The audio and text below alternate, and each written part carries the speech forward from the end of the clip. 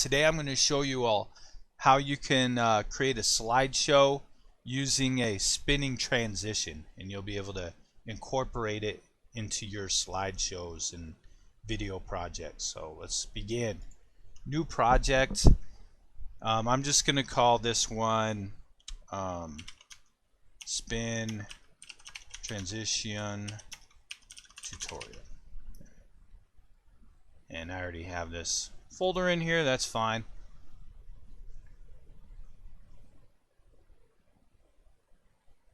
And we'll open this up.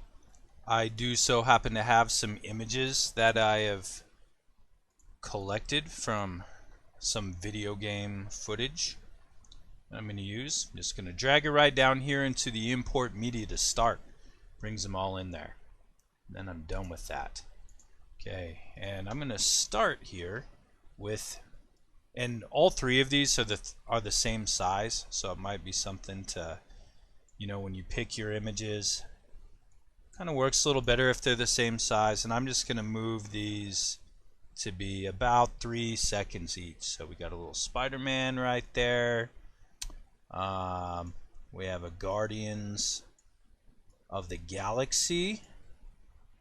And we have a Miles Morales one. Here we go. And so those are the same size. Got those on there. And you can make this as many pictures as you want. I'm going to go down here in the bottom left hand corner to new item. And I want to find one that says adjustment layer. And I'll just click OK. And I have the adjustment layer right here. And if I go right in the border between these two images, and I have this layer up here activated, this track, I guess would be more accurate, and I go up here and I have this selected here, I can arrow over. I'm going to arrow over 1, 2, 3, 4, 5, 6 times and Control K. Then I can just delete that little piece right there. Go back to the middle and I'm going to arrow right 1, 2, 3, 4, 5, 6 and do the same thing. Oops. But not there. I want to have this part up here selected. Now Control K. And here we go. That works pretty good. So once I have that done, I am just going to hold down the Alt key, because I'm on a Windows. Is that option for you Apple people out there? And then I'm going to click and drag that track up, and it's going to make a copy of it. And then I'm going to right click in this area and add another track. And I'm going to Alt drag this up again, but this time I'm just going to make this one go the whole length of this image down here. And here we go. We're ready. So we got this adjustment layer. And this is why it's going to be handy. We're going to make changes to these adjustment layers, not the pictures themselves. So that way you can use this as a template for your own slideshow. It'll work out really good. In my effects on the upper right hand corner, if it's not showing up there, you can click effects up here at the top, or you can go and find it in window also. You can open that up. And I'm going to search in here for the first one is going to be replicate. And when I type it in, it's under here under stylize. I'll click and drag replicate and bring it into the lowest of these adjustment layers. Alright, and in that one right there, I'm going to switch the count over here on the effect controls on the left hand side. I'm going to switch it to 3. You'll see what kind of looks like right here. Alright, then once I have that done, then I'm going to find in effects transform, and here it is underneath distort. I'm going to bring transform into the second one. Alright, and I'm going to bring transform while I'm here up here into this top one. Alright, now I'm going to edit the second one first. Alright, so the second one here, once I have it selected, this middle one, we're going to change a few things on this transform. And so one of them is going to be the scale. We're going to have the scale switch up to 300, which is going to zoom in and look basically like what it did before. And the second thing that we need to do here is we need to find the rotation right here. And if I start this and drag this blue line all the way to the left for the rotation, and I want to use this one down here under transform, not the one under top under video. And when this blue line is all the way to the left hand side, I will click the little stopwatch, my little keyframe there, and then I'm going to drag this all the way to the right.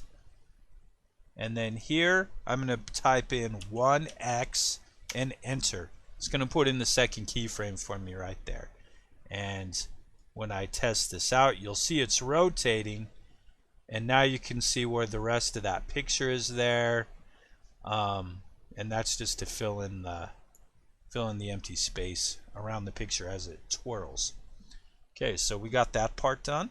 The next thing that I want to do is I also want to change this shutter angle. This is something you can kind of play around with. I'm just going to go to 200. And then as I preview this in here, you'll see it has that kind of a blurred effect with it. Works kind of nice. Alright, so once we have that done, then I am going to select this top adjustment layer, and here we will move this all the way to the left hand side, and I'm gonna go here to scale, click the stopwatch. 100 is fine for the beginning, and then I'm going to drag this all the way to the right as far as it'll go. And for the final number, I will go 110. So it's gradually going to grow as we play it. And then once we're done with that, we can go with, let's see, angle or rotation. So here I can push the stopwatch here, and then I'm going to drag this all the way to the right, and I'm going to switch the rotation to -3, just a small number. So you can see while this plays, it's kind of zooming in here, then it goes to this effect right here. Then we can select these adjustment layers, hold down the Alt key again, and then I'm just going to drag this here. So you can see you can add as many pictures as you want and then just bring these over the top of it. Now there's a few things I like to do that I think are kind of a cool thing. I'm going to shrink this transition here, and then I'm going to select both of those, hold down the Alt key, and then I'm going to bring these to the very beginning. And the reason why I like to do that is because then once it's done, then it goes back to the beginning, and then it plays. It's kind of one of those videos that plays multiple times before people realize that they've watched the same video a few times. So that's pretty much it. The only other thing I would say is if your pictures are like here, there's kind of a significant change in colors here between Spider-Man and the Guardians. What I can do is just right click right between those two adjustment layers, and I can select apply default transition, and we get this cross dissolve in here, or you can go in and choose any transition you want, and then when you go through there, it's a little bit better of a transition for you. So it's something that you can kind of play with on that. Not anything that's required for it, I wouldn't say. But yeah, go ahead and add those pictures, put in those effects, and then shorten it so that it ends half the length, and then copy that and put it here at the beginning, and you have a nice kind of cinematic slideshow with some cool transitions that allows it to be watched multiple times without it looking like there's an awkward beginning and end to the video. Appreciate you watching this. Let me know what you think about it. Be excited to hear your feedback, and feel free to share what you create with this or any improvements you make with it also. And we'll catch you on the next video.